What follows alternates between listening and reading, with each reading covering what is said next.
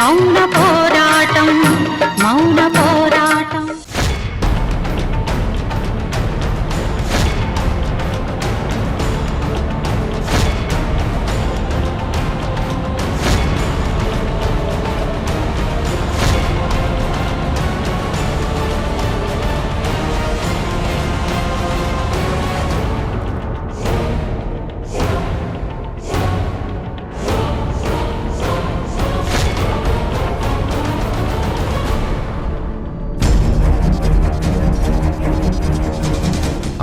ఇక్కడుందేంటి? ఎందుకు వచ్చి ఉంటుంది? ఒకవేళ అవంతి కేసు గురించి కొత్త విషయం ఏమైనా తెలిసిందా? అది ఇంటికి సంబంధించిన మనుషులతో లింక్ అయి ఉందా? ఒకసారి లోపలికి వెళ్ళి చూద్దాం.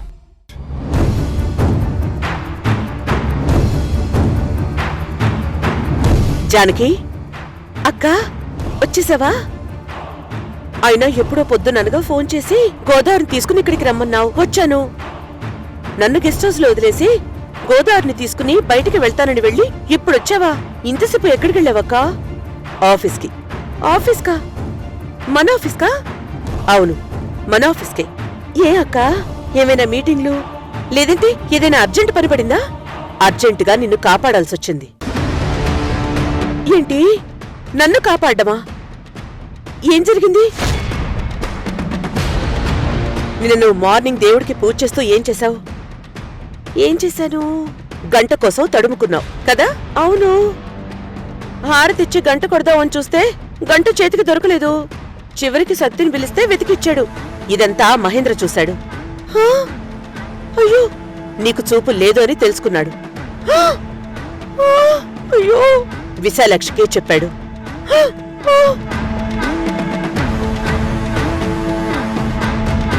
ఈ రోజు నువ్వు ఆఫీస్కొచ్చాక నీకు చూపు లేదని నిరూపించాలని, అందరి ముందు నిన్ను ఇరికించాలని ప్లాన్ చేశాడు. అందుకే నీ బదులుగా నేను ఆఫీస్కి వెళ్లాను. నేను వాళ్ల ఫోన్కి మైక్రోస్కోప్ పెట్టాను కాబట్టి వాళ్ల మాటలన్నీ నాకు తెలిసిపోయాయి. లేదంటే ఈరోజు ఖచ్చితంగా మనం చేసిన ప్లాన్స్ మొత్తం ఆ మహేంద్రకి తెలిసిపోయేవి. అవునా అక్క? తెలిసిపోతే వాళ్ళు మన మీద పోలీస్ కేసు పెట్టుండేవాళ్ళు కదా? అవును జానకి. అందుకే నువ్వు ఇంట్లో చాలా జాగ్రత్తగా ఉండాలి. మనం దొరికిపోయే పనులేమీ చేయకుండా ఉండడమే మంచిది. అలాగే అక్క.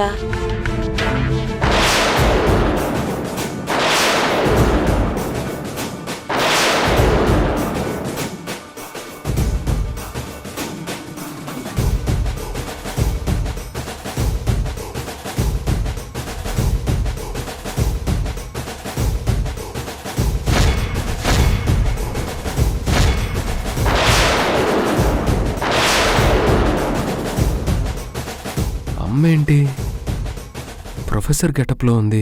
ఇక నుంచి మహేంద్ర, విశాలాక్షులు నీ కళ్ల మీదే కళ్లన్నీ పెట్టుకుని అబ్జర్వ్ చేస్తూ ఉంటారు. నువ్వేం మాత్రం అజాగ్రత్తగా ఉన్నా దొరికిపోయే అవకాశం ఉంది. లేదక్కా, ఇక నుంచి నేను చాలా జాగ్రత్తగా ఉంటాను. ఎవరికి దొరికేలా పనులు చేయను. నేను అవంతి కేసు విషయంలో చాలా టెన్షన్గా ఉన్నాను.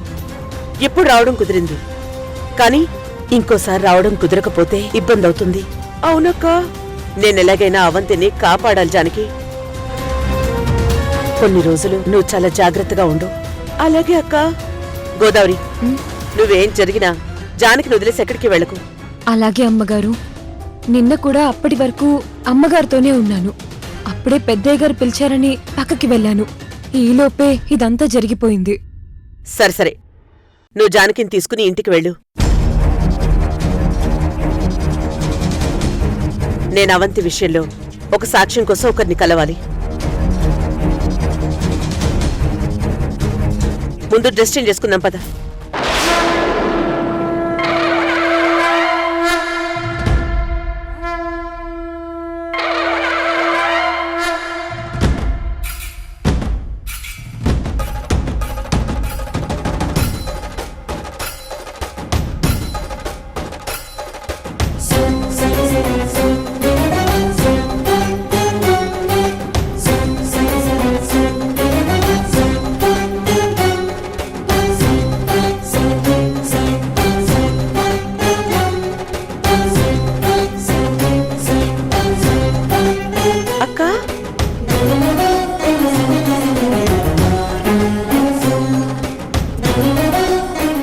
ద్వారకా.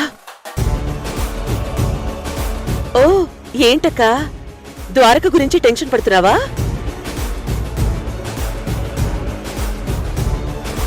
నువ్వేం టెన్షన్ పడకు, అవంతి తప్పకుండా బయటకొచ్చేస్తుంది.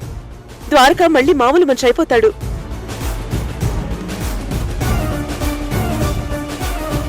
అది కాదమ్మగారు, మీరిద్దరున్నారని ద్వారకా బాబు. ఓ మనిద్దరి గురించి ద్వారకకి తెలిసిపోతుందని టెన్షన్ పడుతున్నావా? నువ్వేం టెన్షన్ పడకు.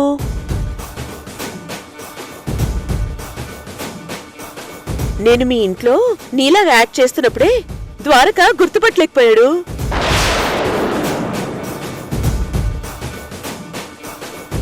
ఇప్పుడు నేను మా ఇంట్లో ఉన్నాను. అవంతి కేసు తేలే వరకు నువ్వు మా ఇంటికి, నేను మీ ఇంటికి మారేదే లేదు. అప్పటి వరకు ఏ టెన్షను లేదు.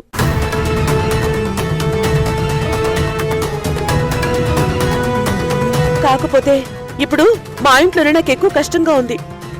నువ్వు నా కోసం చూపులేని మనిషిగా మా ఇంటికొచ్చి మా ఇంటి మొత్తాన్ని కాపాడి చివరికి తప్పక నాకు చూపు వచ్చేసిందని చెప్పి నువ్వే నాలో నటించావు.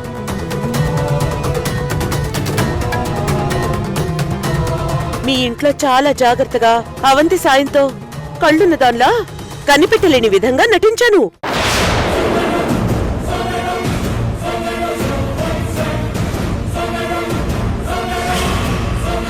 కానీ అదే కళ్ళున్న మనిషిలా మా ఇంట్లో నటించలేకపోతున్నానక్క.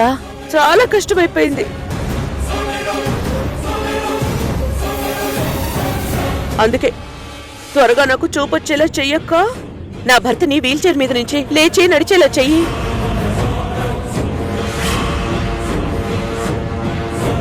ముందైతే అవంతిని నిర్దోషాన్ని నిరూపించు.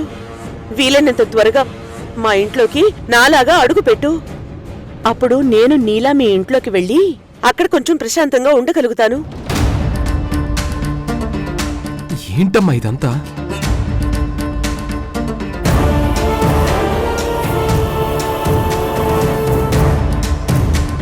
అక్క, అది ద్వారక గొంతులో ఉంది. ద్వారక వచ్చాడు జానకి. అయ్యో అయ్యో ద్వారక, అంటే ఇన్ని రోజులు మన ఇంట్లో మీరు ఒకరి తర్వాత ఒకరు ఉంటున్నారా? అసలు ఈవిడెవరు? నువ్వు వీళ్ళింట్లో ఈవిడిలాగా నటించడం ఏంటి? ఈవిడ నీ ప్లేస్లో మాకమ్మగా ఉండడం ఏంటి?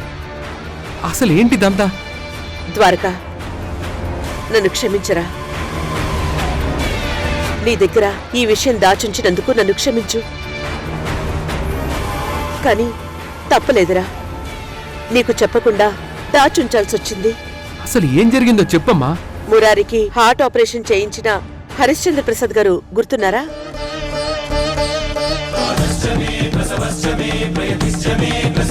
తెలుసు. ఆయన ఇంటి నుంచే మొదలైందిరా ఇదంతా.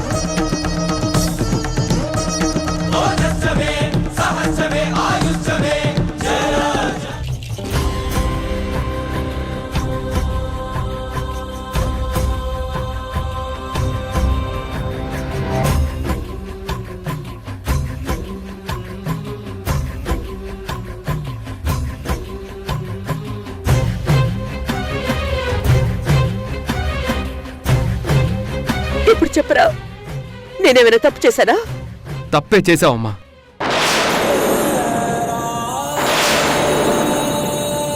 ఖచ్చితంగా నువ్వు తప్పే చేశావు. ద్వారకా, ఏమ్మా, నీ కన్న కొడుక్కి చెప్పకుండా దాచి నీ కోడలికి మాత్రమే చెప్పావు. తన హెల్ప్ తీసుకున్నావు. ఇది తప్పు కాదమ్మా? అది కాదు ద్వారకా. ఏమ్మా, నీలాగే ఉన్న ఈ అమ్మకి ఇంత కష్టం వస్తే ఆ దుర్మార్గులు వీళ్ళని ఎంత టార్చర్ పెడితే నాకు చెప్పకుండా నీ కోడలికి ఎందుకు చెప్పావు? నాకు చెప్పుంటే నేను వెంటనే వాళ్ళ మీద కేసు పెట్టి లోపలేసి మా వాళ్ళతో లాఠీలు విరిగేలా కొట్టించేవాణ్ణి. ఎందుకేరా నీకు చెప్పలేదు? ఈ విషయం తెలిస్తే ఇంతలా ఆవేశపడిపోతావని నీకు చెప్పలేదు. ఇంత దుర్మార్గం విన్నాక ఆవేశం నాకింకే వస్తుందమ్మా. ఆవేశం వచ్చినప్పుడు తీసుకునే నిర్ణయం అనర్థాల్ని తెచ్చిపెడుతుందిరా. అమ్మా, అవునరా, వీళ్ళ ఫ్యామిలీ పెద్ద బిజినెస్ ఫ్యామిలీరా. సొసైటీలో చాలా గౌరవ మర్యాదలున్న ఫ్యామిలీ. ఇలాంటి కుటుంబాల్లోని విషయాలు పబ్లిక్ లోకొస్తే దాని పర్యవసానం చాలా ఎక్కువగానే ఉంటుంది. వాటి వల్ల వీళ్ళ బిజినెస్లు దెబ్బతింటాయి. వీళ్ళ దగ్గర పనిచేసే ఎన్నో కుటుంబాలు దెబ్బతింటాయి.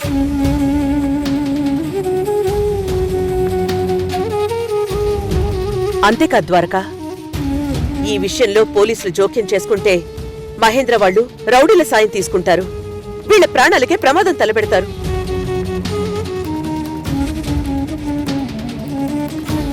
ఇప్పుడు కూడా జానకి భర్త కళ్యాణ్ రాముడికి యాక్సిడెంట్ అయ్యింది. అది కూడా వాళ్ల పనే అయ్యుండొచ్చేమో, తెలీదు. ఇప్పటి వరకు ఒక్క సాక్ష్యం కూడా దొరకలేదు.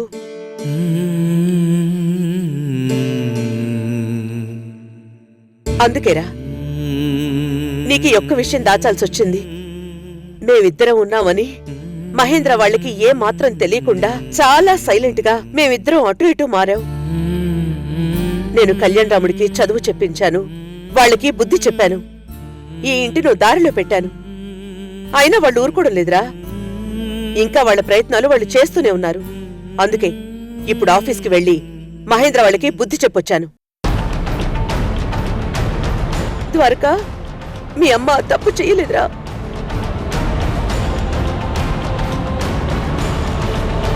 ఇప్పుడే కాదు, దుర్గక్క ఎప్పుడు తప్పు చేయదు.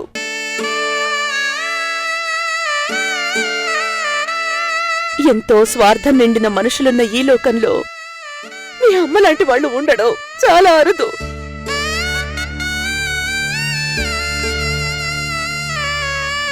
తన కష్టం చూసుకోకుండా ఎదుటి వాళ్ళ కష్టం తీర్చడానికి ముందుండే ఇలాంటి వాళ్ల వల్లే ఈ లోకం ఇంకా నిలబడుంది.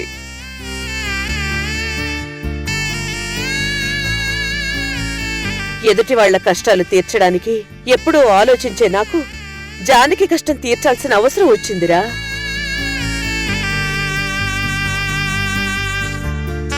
తన కష్టం తీర్చకపోతే మా బంధానికే అర్థం ఉండదనిపించింది.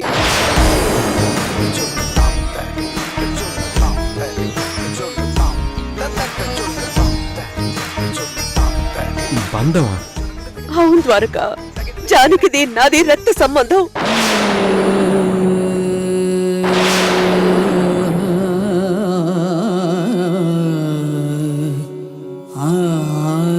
ఇప్పటి వరకు ఈ విషయం జానకి కూడా తెలీదు.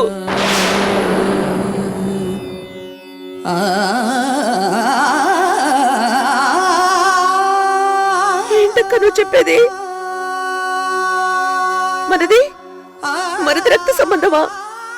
అవును జానకి, మనది రక్త సంబంధమే.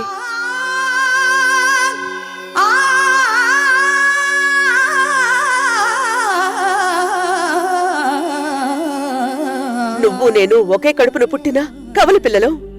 అక్క,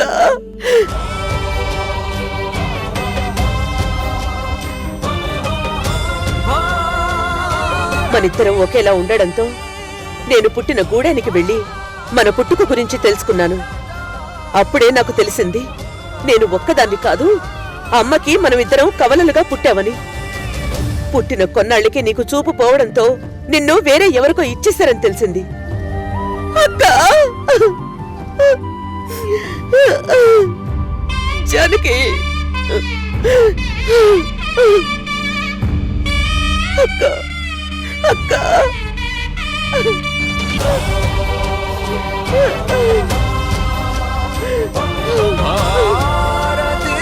జానకి,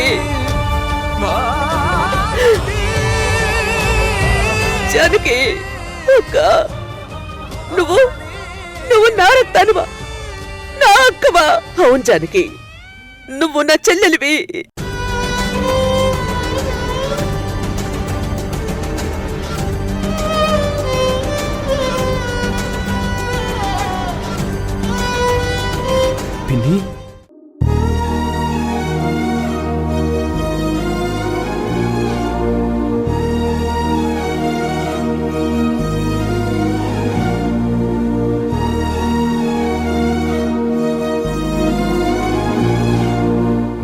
పిన్నివి కాదు, అమ్మవే.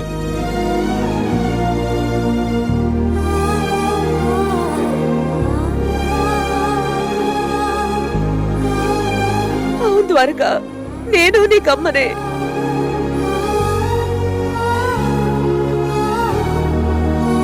ద్వారకా, ఈ విషయం మాత్రం ఇప్పుడే బయటికి రావద్దు. నువ్వు తొందరపడి మహేంద్రకి వ్యతిరేకంగా ఎలాంటి నిర్ణయాలు తీసుకోవద్దు. జానకి చూపొచ్చాక, కళ్యాణ్ రాముడికి బాగయ్యాక, అంతా మన చేతిలోకి వచ్చింది అనుకున్నాక అప్పుడు వాళ్ళ మీద యాక్షన్ తీసుకుందాం. సరేనమ్మా. అక్క, నాకిప్పుడు ఎంత ఆనందంగా ఉందో తెలుసా? అనాథని అనుకున్న నాకు ఇప్పుడు నాకు హక్కుంది, నా హక్కుంది.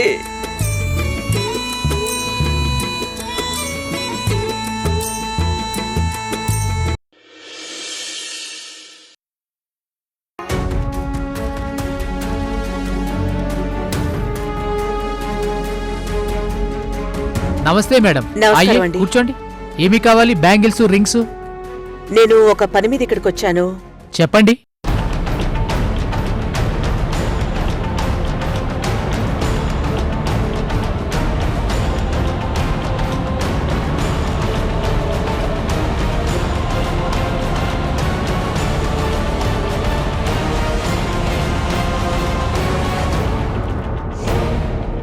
అయ్యయ్యో, అన్యాయంగా ఓ అమ్మాయిని జైలుకు పంపించినారా? మీకేం కావాలో చెప్పండి మేడం, నేను హెల్ప్ చేస్తాను మేడం.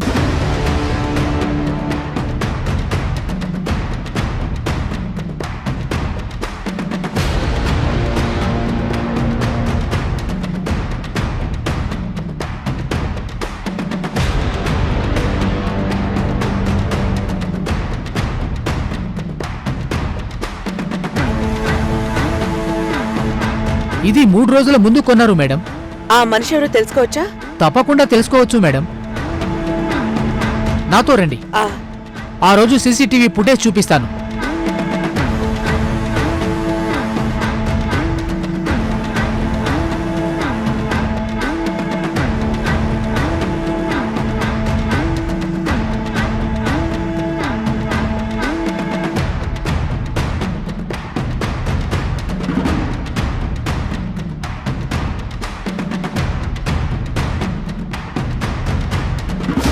ఇదిగోండి మేడం, ఈవిడ ఆ రోజు చైన్ కొన్నది.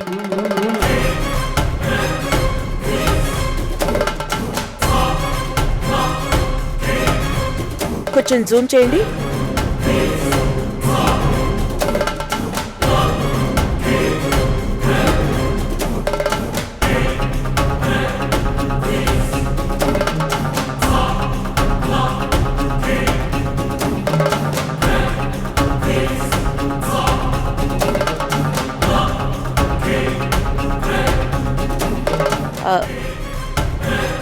కన్ఫర్మ్ గా ఈవిడేనా? అవును మేడం.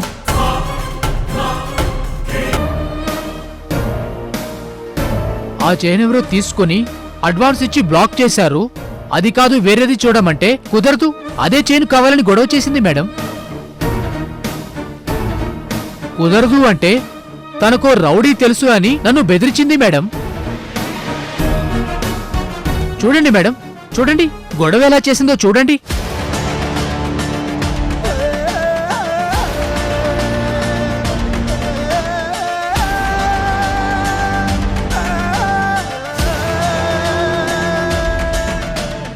రిసీట్లో కూడా దామోదర్ అని రాయించింది మేడం. దామోదర్? దామోదర్ భార్య దామోదర్ కోసం ఈ నగ తీసుకుందన్నమాట. ఈమెను పట్టుకోగలిగితే దామోదర్ ఎక్కడ దొరుకుతాడో తెలిసిపోతుంది. సరేనండి, థ్యాంక్ యూ.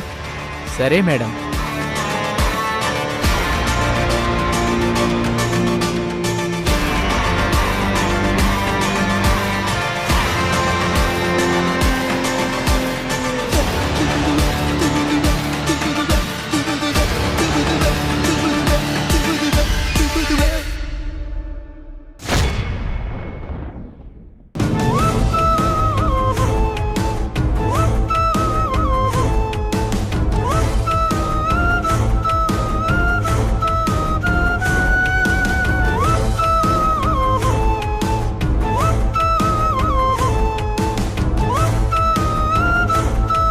50,000 రాసున్న చెక్ని 5,000 అంటున్నావు. నీ కళ్ళద్దాల ప్రాబ్లమా లేదా ఎవరైనా నీ చేత అలా అనిపించమన్నారా?